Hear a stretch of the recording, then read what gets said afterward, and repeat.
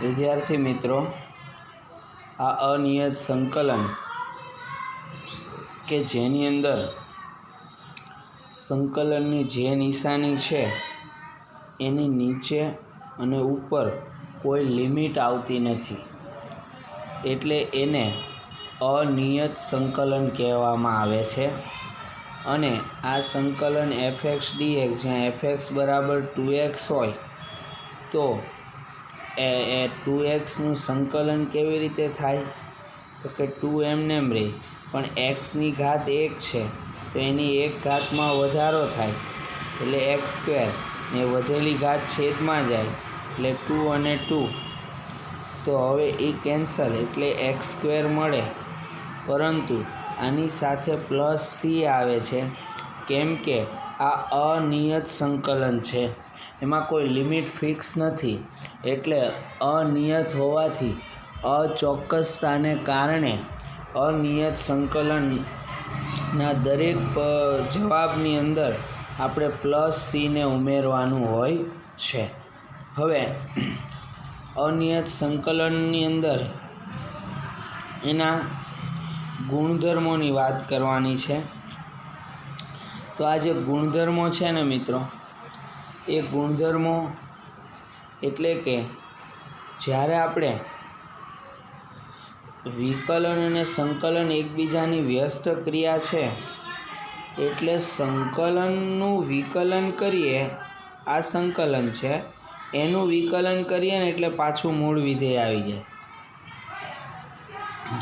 એટલે કોઈ પણ જગ્યાએ કોઈ f' હોય ને એનું સંકલન કરીએ ને તો fx + c મળે.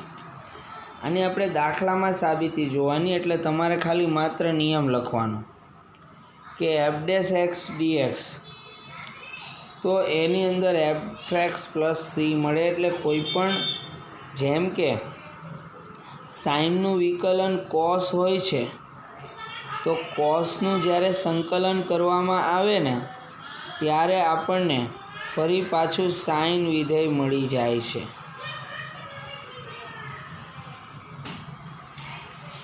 એટલે આ સમજૂતીને હું તમારી પાસે ડીપમાં લઈ જઈશ જ્યારે એનો દાખલો આવશે ત્યારે. અત્યારે ખાલી તમારે આ ગુણધર્મ લખવાનો છે. બીજો ગુણધર્મ એવો છે કે બે અનિયત વિકલિતો સમાન હોય એવા બે વિધેયો એક જ સમુદાયના વક્ર દર્શાવે છે.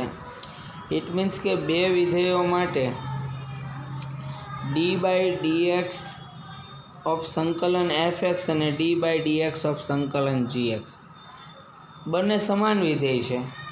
તો fxનું સંકલન કરીને એનું વિકલન કરીશ એટલે પાછું fx આવી જશે. gxનું સંકલન કરીને એનું પાછું વિકલન કરીશ એટલે gx આવી જશે. અને આ fx ને gx બંને બરાબર હશે. એવું જ બાદબાકીમાં પણ શક્ય બનશે. આગળ લઈ જાઉં છું તમને કે કોઈ બે વિધેયનો સરવાળો આપેલો હોય અને એનું સંકલન કરીએ તો અલગ અલગ સંકલન કરીને પણ એનો સરવાળો લઈ શકાય. આ ત્રીજો ગુણધર્મ છે. દરેક ગુણધર્મના વિધાન જ તમારે લખવાના છે. એની સાબિતી આપણે ડાયરેક્ટ દાખલામાં સમજવાની છે. ચોથા ગુણધર્મની અંદર કે કોઈ અચળ વાસ્તવિક સંખ્યા k હોય ને વિધેય સાથે ગુણાયેલી હોય. અહીંયા જુઓ, આ ગુણાયેલી છે, તો એ વિધેય સાથે ગુણાયેલી હોય ત્યારે એ અચળ પદ હોય ને એને બહાર લઈ લેવાનું. સંકલન તો વિધેયનું જ થાય. અચળ બહાર આવી જશે અને સંકલન ઓફ fx dx.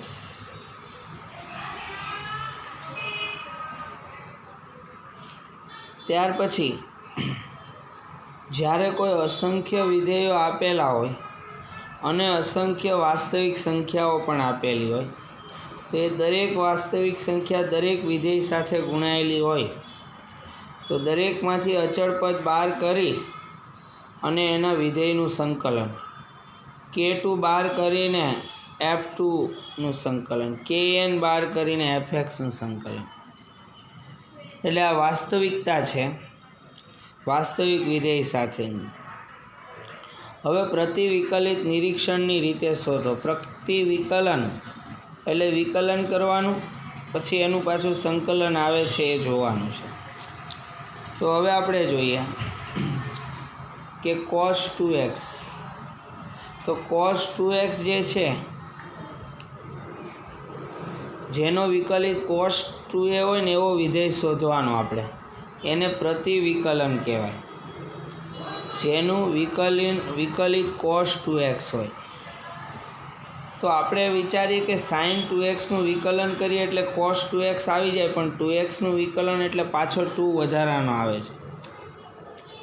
તો એનો મતલબ એવો કે cos 2x છે એમાં હું 1/3 d/dx ઓફ sin 2x કરી શકું, કારણ કે આ બે આમ લઈ જાઉં, એટલે કે d/dx ઓફ 1/2 sin 2x. એટલે 1/2 sin 2xનું વિકલન કરવું એટલે cos 2x આવે છે, અને cos 2xનું સંકલન કરું ને એટલે 1/2 sin 2x આવે, 1/2 sin 2x. આમ cos 2xનો પ્રતિવિકલન 1/2 sin 2x છે. હજુ બીજા દાખલામાં આપણને એવું સમજૂતી મળી જશે કે આપણે આ વિધેય છે એનું જેનું વિકલિત આ હોય ને એવું વિધેય શોધવું છે. તો આપણે શું કરીએ, 3x² છે એટલે xનો ઘન, કારણ કે એનું વિકલન 3x². xનો ઘન હોય તો 3 આગળ, એની ઘાતમાંથી 1નો ઘટાડો એટલે 3x² થાય, ત્યારે થશે. એટલે અહીંયા ખબર પડવી જોઈએ આપણને કે આ xનો ઘન લેવાનો, 4xનો ઘન તો x ની 4. આનું વિકલન આ મળે છે, તો એનો મતલબ એવો કે આનો પ્રતિવિકલન આ છે, આનું સંકલન આ છે. જુઓ, સંકલન કરો ને એટલે તમને ખબર પડી જશે. તો આ વાસ્તવિકતા છે. ત્યાર પછી જુઓ log x માટે આપણને રકમમાં આપ્યું છે શું, 1/x. તો આપણને ખબર જ છે કે 1/x એ કોનું વિકલન છે, તો કે log x નું, એટલે d/dx ઓફ log x એટલે 1/x. તો હવે d/dx ઓફ log -x કરીએ તો log -x નું 1/-x, ને આગળ માઇનસ, કેમ તો કે x નું -1 થાય, એટલે કે પ્લસમાં પણ આવે જ્યારે x ગ્રેટર ધેન હોય ને x લેસ ધેન હોય ત્યારે બી એ થઈ શકે. આ પ્લસ માટે ને આ માઇનસ માટે બેઉ માટે આપેલું છે. એટલે બંને પરિણામો માટે log ઓફ માનાંક x બરાબર 1/x કહેવાય. એટલે કે આ જે આનું log x 1/xનું પ્રતિવિકલન log x છે, મીન્સ કે પ્રતિવિકલન એટલે સંકલન, એટલે કે 1/xનું સંકલન log mod of x છે. આ રીતે આપણે સમજવું પડે પ્રતિવિકલન. હવે આપણે એના સંકલિતો મેળવીએ. સંકલિત, આનું સંકલન શોધવું છે. પહેલો દાખલો બરાબર સમજો, સંકલન આપણે શોધવું છે. મારી પાસે શું છે, તો કે આ પદ છે, તો છેદ વિભાજન કરી નાખું. x ઘન છે એના છેદમાં x² લઈ લો, ને -1/x² લઈ લો. છેદ વિભાજન કર્યું તો આ x² ઉડી જાય એટલે અહીંયા x વધ્યો. 1/x² એટલે એને ઉપર લઈ લીધું એટલે x ની -2 ઘાત. હવે જુઓ આપણે સંકલન કરીએ. xનું સંકલન કર્યું, એની ઘાતમાં એક વધારો ને એ વધેલી બેઠી ઘાત છેદમાં આવી. જુઓ, એ વધેલી ઘાત છેદમાં છે, માઇનસ. અહીંયા બી સંકલનમાં શું હોય, તો -2 ઘાત છે એમાં 1નો વધારો કર્યો, અને એ વધેલી બેઠી ઘાત છેદમાં -2 + 1. આમાં આનું C1 લીધું, અહીંયા આનું C2 લીધું. તમે બેઉનું એક સાથે C દર્શાવી શકો છો છેલ્લે. જુઓ, એટલે એમ કે આનું સંકલન માઇનસ આ સંકલન પ્લસ C ડાયરેક્ટ લખી શકો છો. આમાં x²/2 C1 માઇનસ x ની -1 ને આ -1 -C2. આ માઇનસ ને આ માઇનસ પ્લસ થઈ જશે. C1 -C2 ને નવો અચળાંક C લઈ લીધો. x ની -1 ઘાત છે એટલે 1/x કરી દીધી. તો x² / 2 + 1/x + c. હવે આપણે શું છે અંતિમ જવાબમાં જ સંકલનનો અચળાંક લખીશું. અહીંયા સંકલન કર્યું ને તો અચળાંક લખવી જરૂરી નથી. અહીંયા સંકલનમાં આ અચળાંક નહીં, છેલ્લે લખો તો બી ચાલે. જુઓ કઈ રીતે છેલ્લે લખીએ એમાં કે સંકલન ઓફ x⁴ + 1 dx. તો સંકલન x⁴ dx ને +1 બેવને અલગ અલગ સંકલન. x⁴ + 1 ઘાતમાં વધારો ને વધેલી ઘાત બેઠી છેદમાં 1નું સંકલન x થાય. 2/3 + 1 એટલે 5/3 ઘાત. છેદમાં બી 5/3 પણ છેદનો છેદ અંશમાં એટલે 3/5 પ્લસ x ને પ્લસ c મૂકી દેવાનું. બંનેનું સંકલન કરીને છેલ્લે એક જ વાર c મૂકો. આ રીતે શક્ય બનતું હોય છે. સંકલન x⁴ + 2e⁻x ને -1 તો x⁴/2 અલગ, 2 × e⁻ અલગ ને 1/x અલગ. આમાં xની ઘાતમાં એક વધારો ને વધેલી ઘાત છેદમાં. આમાં 2 અચળ ને e⁻નું e⁻x જ થાય સંકલન.